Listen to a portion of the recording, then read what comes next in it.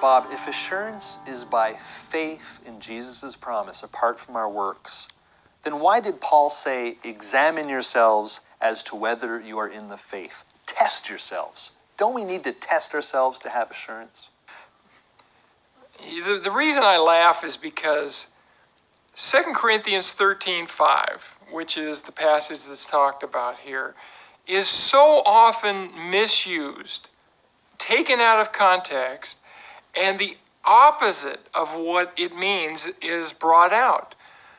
In the first 4 verses, Paul is talking about the fact that there were people in the church of Corinth that were questioning whether what he said about the faith was accurate, whether he was really an apostle of Jesus Christ.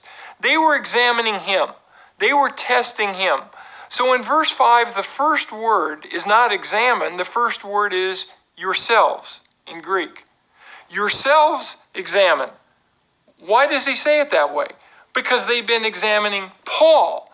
And he's saying, look, stop questioning me. Question yourselves as to whether you're in the faith. Not born again, but whether they are in the faith in terms of their experience. Do they speak for Christ? Are they accurately representing the teachings of Scripture? And then he says that they are to test themselves to see whether Christ is in you. He doesn't mean whether Christ is positionally in them. He means in them in their experience. And then he goes on to say that I trust you know we are not disqualified. Actually, the Greek word is adokimos, disapproved. The interesting thing is examine and test is the verb dokimazo. And the noun form is dokimos.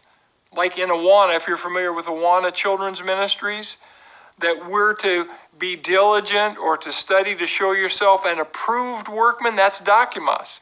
Well, in 2 Corinthians 5, verse 7, Paul says, I trust you know we are not adokimos. We are not disapproved. So the whole point of 2 Corinthians 13, 5 through 7 is they're to examine themselves to see if they're walking in the faith. Examine themselves to see if Christ is in their experience. Are they approved? Certainly Paul and his co-workers are approved. They're not disapproved. So the whole idea that we're supposed to examine ourselves to see if we're born again is not supported by that passage or any other passage. And by the way, just on a quick aside, if you look to your works for assurance, guaranteed you won't be assured, because all have sinned and fall short of the glory of God. I've heard lots of people preach Romans 3:23 to unbelievers, and they act like it says, you have sinned and you fall short of the glory of God.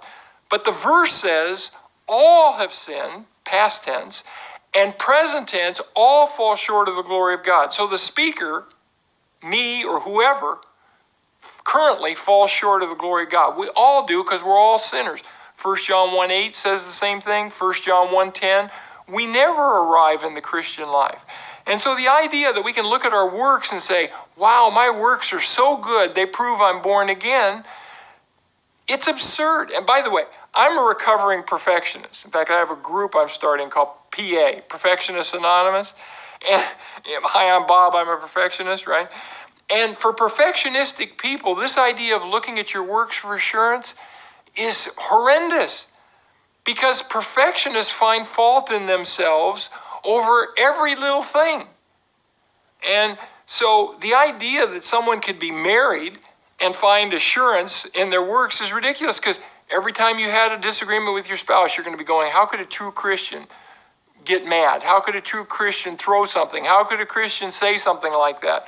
How could a Christian, do that? How could a Christian, true Christian, treat their children like that? Is there any parent that's perfect? Any spouse that's perfect? How about driving? I mean, wouldn't everybody question their assurance just based on their own driving record? I mean, who drives perfectly and never gets upset when people flip them off or cut them off or whatever? I mean, it seems to me if God doesn't save us by his grace, then he doesn't save us at all.